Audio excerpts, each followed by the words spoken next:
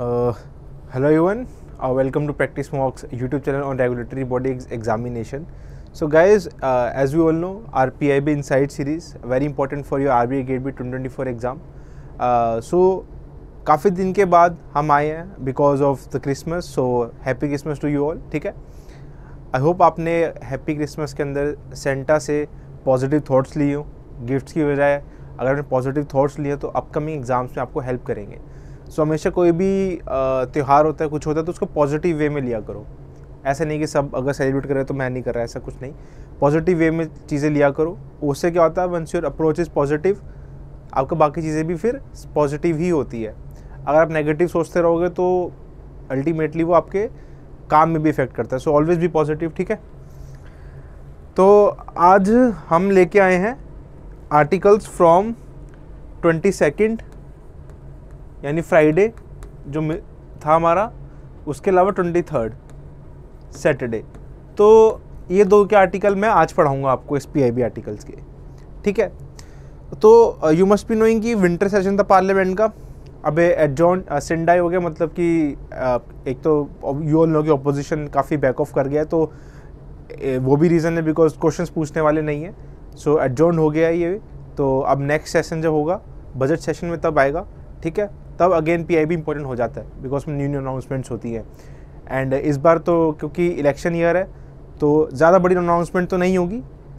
Interim budget आएगा, not the full budget. Next year की बात कर रहा हूँ. बट फिर विंटर सेशन में काफ़ी इंपॉर्टेंट था, काफ़ी नई नई चीज़ें भी आई थी. स्पेशली COP28 को लेके भी कुछ फंड दिया है या बाकी स्कीम्स का कुछ अपग्रेड हुआ है, वो सब न्यूज़ में था. तो ये हमारे लिए इंपॉर्टेंट है, हमारे RBI गेट भी एग्ज़ाम के लिए. ठीक है, तो एक चीज़ और, सिंस सेशन ख़त्म हो गया तो अब हमारे जो नंबर ऑफ़ आर्टिकल्स है ना ये कम हो जाते हैं. लाइक PIB में अगर सेशन चल रहा होता है तो आर्टिकल्स जनरली बहुत ज़्यादा आते हैं. But once the session is over the articles numbers are reduced. But फिर उसमें क्या होता है, हमारे लिए इंपॉर्टेंट चीज़ें निकाल पाना और आसान होता है. अदरवाइज़ अगर बहुत सारी लिस्ट होती है ना तो अक्सर क्या होता है उसमें से लिमिटेड चीज़ें पढ़ाना थोड़ा टफ हो जाता है, काफ़ी चीज़ें छूट जाती हैं. बट वी विल ट्राई कि कुछ छूटे ना, सारे इंपॉर्टेंट PIB इनसाइट्स के अंदर कवर हो. ठीक है, सो स्टार्ट करते हैं. ठीक है, सो आज का टॉपिक ऑफ द डे हमारा नेशनल क्रिश की. इसको अब पालना भी कहा जाता है, पालना scheme. It is under the ministry of women and child development. ठीक है ना. क्रिश क्या होता है आप सब अवेयर हो गए इस टर्म से. It's a day care facility for child. ठीक है, अब इसको पालना कहा जाता है. It is सबस्यूम under the mission शक्ति. मिशन शक्ति के अंदर भी सब कॉम्पोनेंट है, सामर्थ्य है, उसका पार्ट है हमारा पालना. सो पता है मिशन शक्ति के 3 पार्ट है, सांबल, सामर्थ्य एंड वात्सल्य. ठीक है,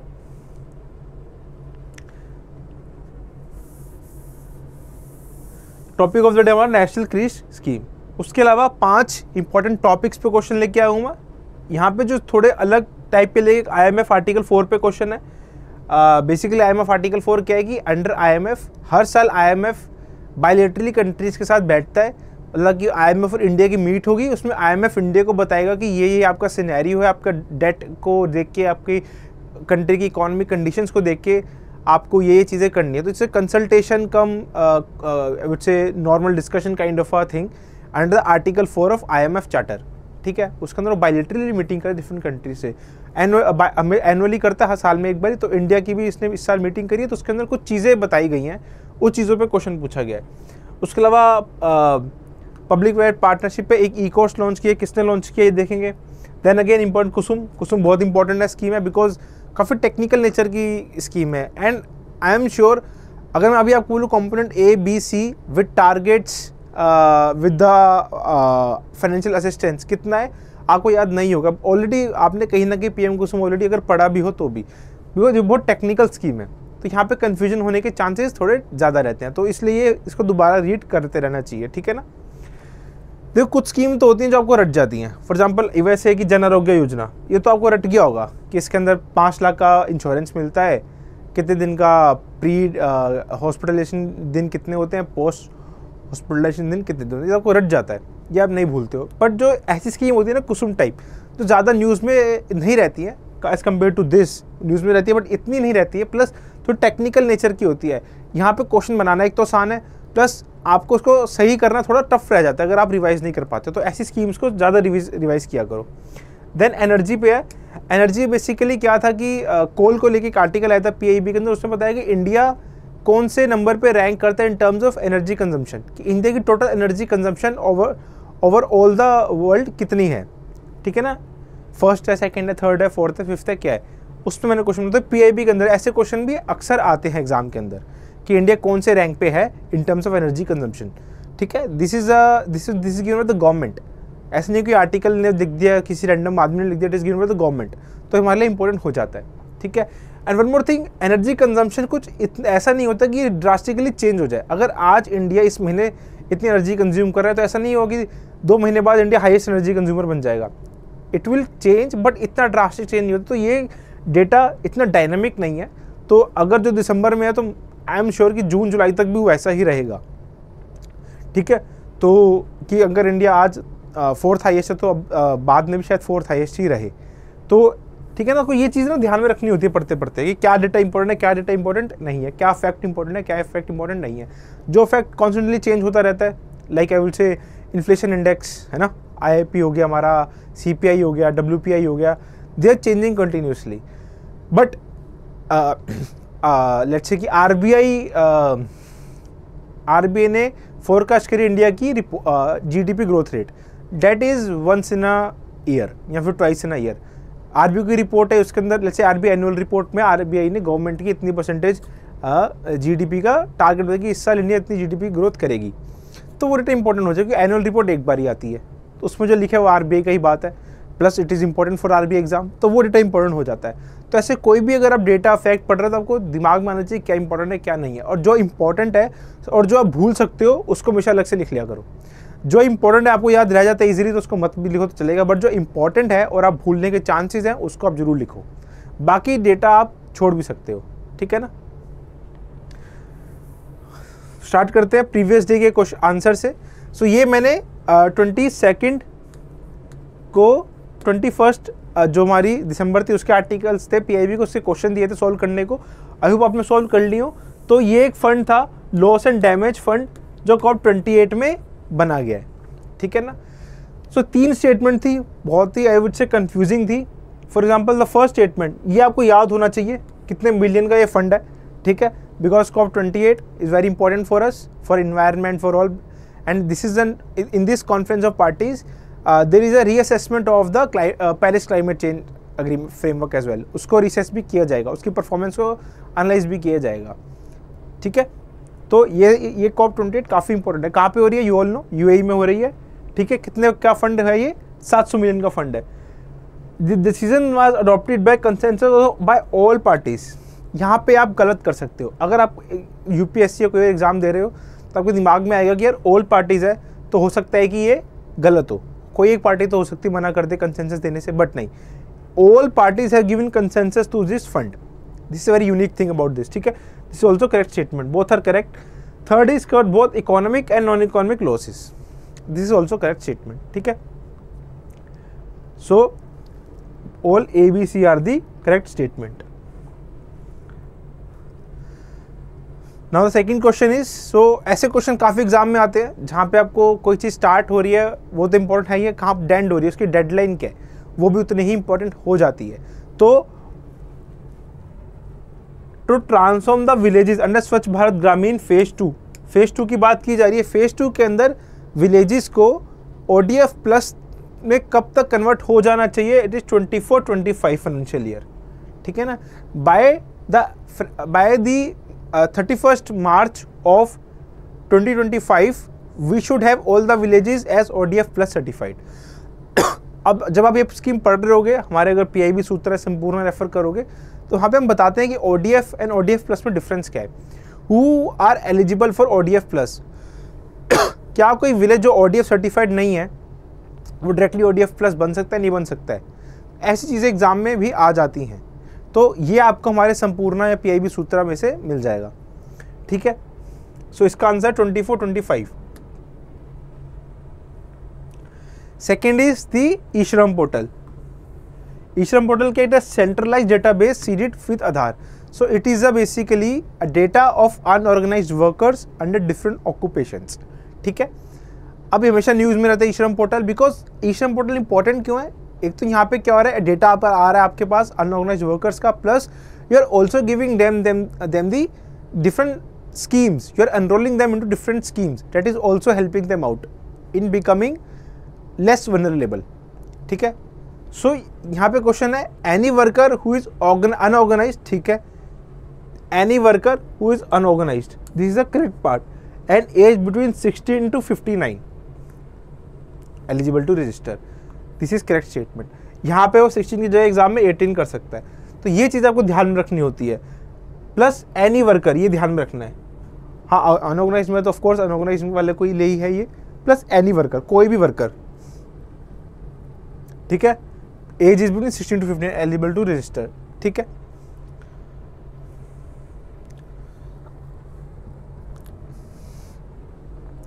it allows an unorganised worker to register on the portal on a self declaration basis under 400 occupation in 30 broad occupational sectors. तो देखो क्या होता है, कोई भी वर्कर जा सकता है, ये क्या कह रहा है इसका समझो, कोई भी वर्कर ई श्रम पोर्टल पर रजिस्टर कर सकता है, बट जब रजिस्टर कर रहे हो ना तो किसी ना ऑक्यूपेशन में तो आपको आना ही पड़ेगा। आप बिना किसी ऑक्यूपेशन के कैसे रजिस्टर करोगे? आप कहीं पे काम कर रहे हो, अनलेस आप कुछ मनी लॉन्ड्रिंग कुछ ऐसा क्राइम नहीं कर रहे हो जो लिस्टेड नहीं है, तो किसी ना किसी सेक्टर में तो आप आओगे ही आओगे। आप एग्रीकल्चर में कर रहे हो तो आप एग्रीकल्चर में आओगे। तो ये क्या होता है कि दोनों अलग चीज़ नहीं है, ठीक है। सो अराउंड 30 सेक्टर्स है, उसके अंदर 400 ऑक्यूपेशन डाली गई है सेल्फ डिक्लेरेशन बेसिस पे, मतलब आदमी सेल्फ डिक्लेयर कर रहे हैं कि मैं इस सेक्टर में इस जगह में काम कर रहा हूँ, ठीक है। ये हो गया, this is also correct statement, 430 correct statement है। देन ई श्रम card is valid for a life time. यहाँ पे अगेन आप कंफ्यूज हो सकते हो। सो देखो क्या होता है, ई श्रम card is valid for life time, but अब इसका मतलब ये नहीं है कि कोई आदमी अगर अनऑर्गेनाइज्ड है, वो ऑर्गेनाइज बन चुका है, स्टिल उसको बेनिफिट्स मिले अनऑर्गेनाइज सेक्टर के। तो गवर्नमेंट क्या कहती है कि देखो आपका ई श्रम कार्ड तो वैलिड है, ये खत्म नहीं हो रहा है, बट ये क्या हो जाता है, फ्रीज हो जाता है कुछ टाइम के बाद। तो इसको चालू रखने के लिए साल में आई थिंक एक बारी अपडेट करवाना पड़ता है, date is something else. But ये कहना कि E card is valid for only 2 years 3 years 4 years is a wrong statement, it is valid for lifetime. और जब आप इस एज को क्रॉस कर लेते हो 15 को, तो अपने आप वो खत्म हो जाता है कार्ड। और ई का श्रम कार्ड पे कौन सा नंबर होता है, यूनिवर्सल अकाउंट नंबर, ठीक है ना। So all ABC are the correct statements. Next is the CBG को हमें CNG में या PNG में ब्लेंड करना है। सो मैंने बताया था सतात इनिशिएटिव के अंदर कि हम जो CBG प्लांट्स के थ्रू डिफरेंट रिसोर्सेज से agricultural waste, household waste, industrial waste, है ना, ये पकड़ के हम बायोगैस बना रहे हैं। और जो बायोगैस बना रहे हैं हम कैसे बना रहे हैं, थ्रू अनऑर्बिक डाइजेशन, मतलब बिना ऑक्सीजन के डाइजेस्ट करवा के उससे गैसेस बन रही हैं। ऐसा नहीं है कि जो गैसेस बनी डाइजेशन को डायरेक्टली आप यूज़ करके ब्लेंड करवा दो, नहीं, उसको प्यूरिफिकेशन होता है, उसको फिर हमने स्टोर किया जाता है, जो फिर फाइनल प्रोडक्ट आता है CBG वो एक स्टैंडर्ड का होना चाहिए, मतलब उसमें एटलीस्ट 90% मीथेन होनी चाहिए, इतनी परसेंट बाकी गैसेस होनी चाहिए। This is a proper standard. Once you are ready with this, now you can mix it with the CNG और PNG, कंप्रेस्ड नेचुरल गैस और पेट्रोलियम नेचुरल गैस। फ़र्क क्या है CBG और इनमें PNG और CNG में? अक्सर ज़्यादा फर्क नहीं है, फ़र्क इतना कि CBG जो बन रहा है ना वो रिन्यूएबल सोर्सेज से बन रहा है, और कुछ एग्रीकल्चरल वेस्ट से गैस बन रही है तो रिन्यूएबल है, बट कोई अगर पेट्रोलियम से गैस बना रहा है तो नॉन रिन्यूएबल है, फॉसिल फ्यूल से, ठीक है। तो ये फ़र्क है CBG and CNG and PNG के अंदर, ठीक है। बट द पॉइंट इज़ कि दोनों ब्लेंड हो सकती हैं। तो ये ब्लेंड हो उससे फ़ायदा क्या है, हमारा इंपोर्ट कम हो जाता है, ऑफ कोर्स, कि जो हम पेट्रोल से गैस इंपोर्ट करवा रहे हैं वो कम हो जाएगा, हमारा इंपोर्ट बिल कम हो जाएगा, हमारा फॉरेक्स रिजर्व बढ़ जाएगा, ठीक है। This is one thing.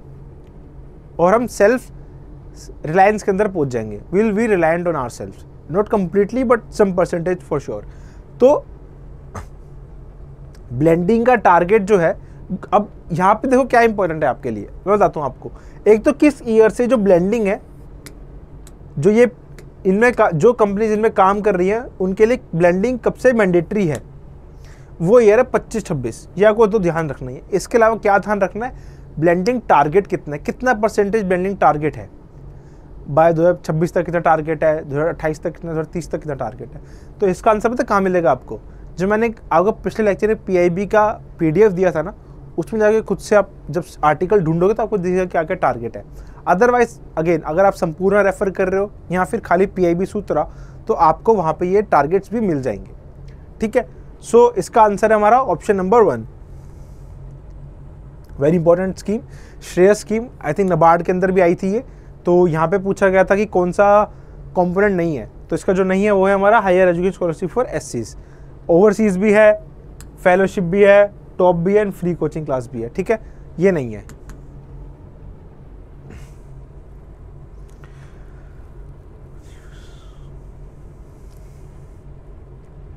अब कभी भी देखो एग्जाम में अगर ये भी पूछ सकते हैं कि जो श्रेयस है इसके अंदर A क्या है, एस्पायरेंट्स है, अचीवर्स है, या कुछ और भी बोल सकते हैं, एस्पिरेशनल है, ठीक है ना।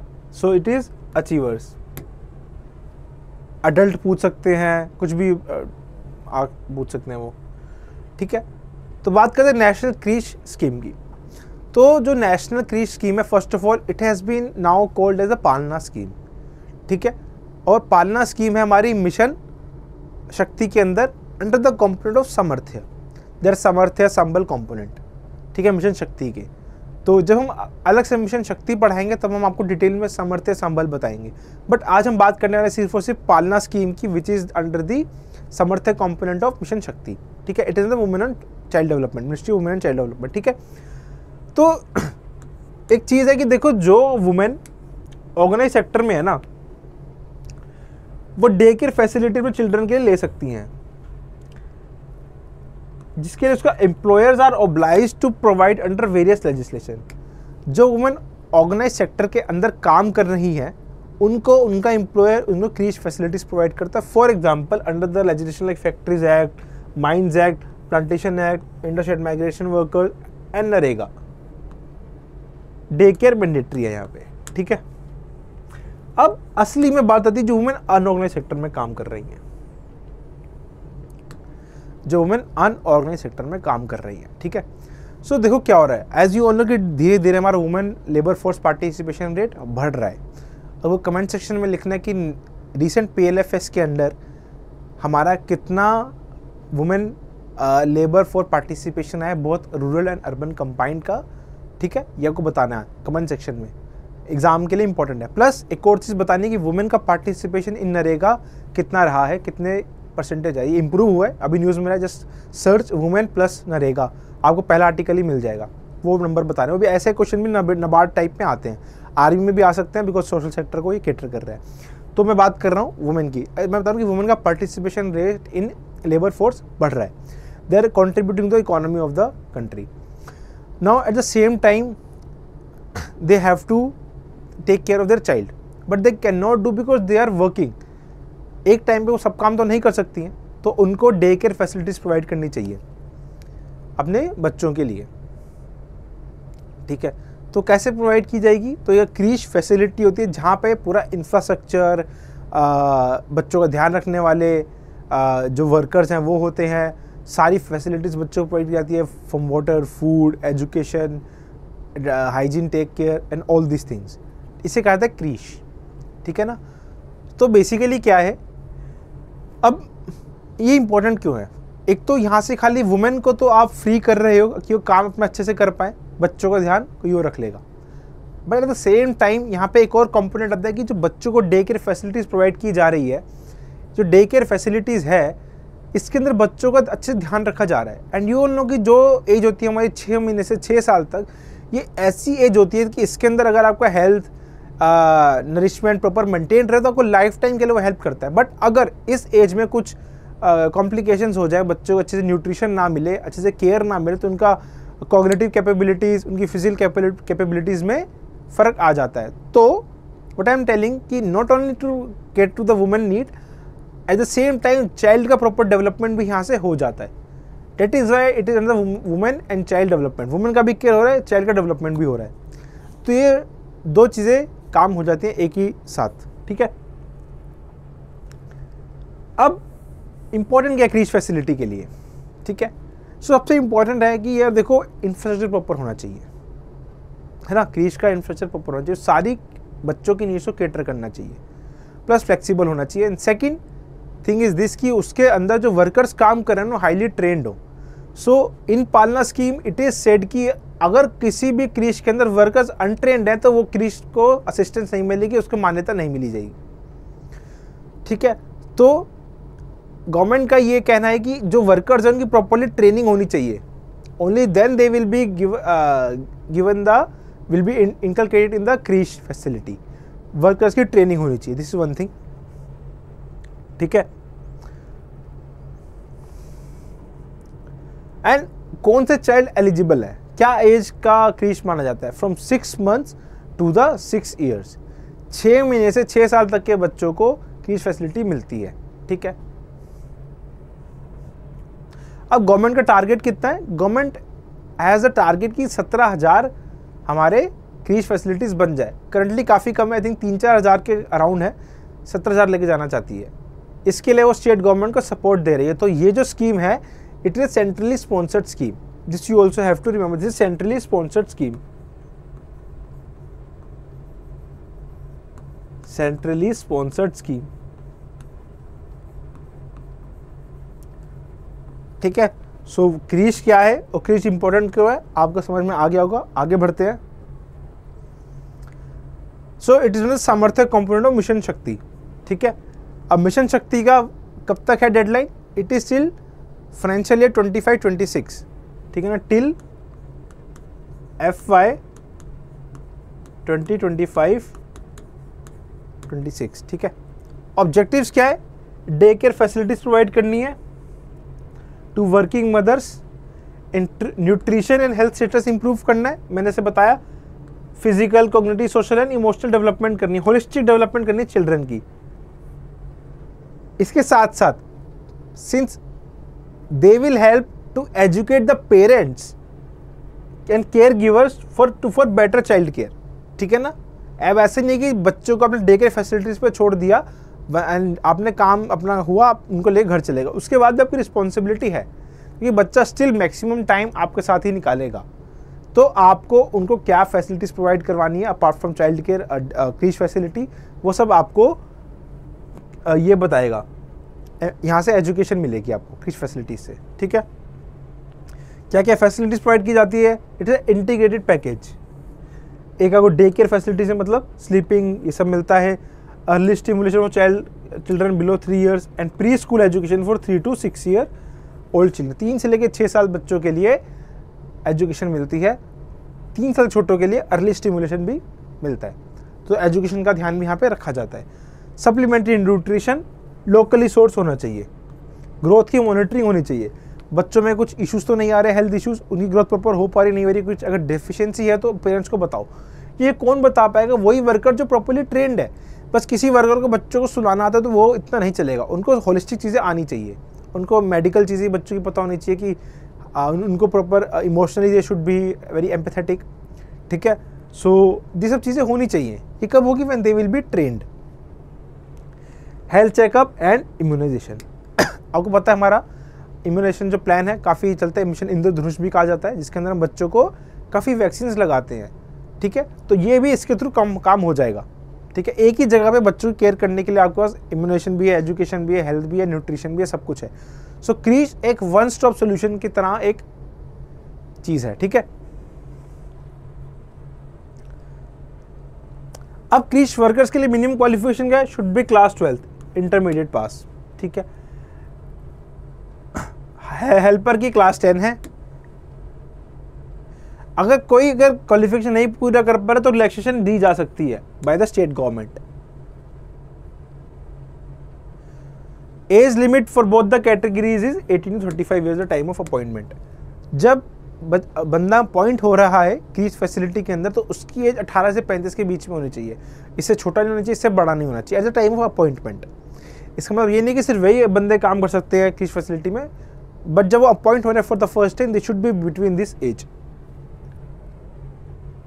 वन मोर थिंग, किसी भी केस में qualification class 10th and 8th से कम नहीं होनी चाहिए, ये आपको ध्यान में रखना है किसी भी केस के अंदर।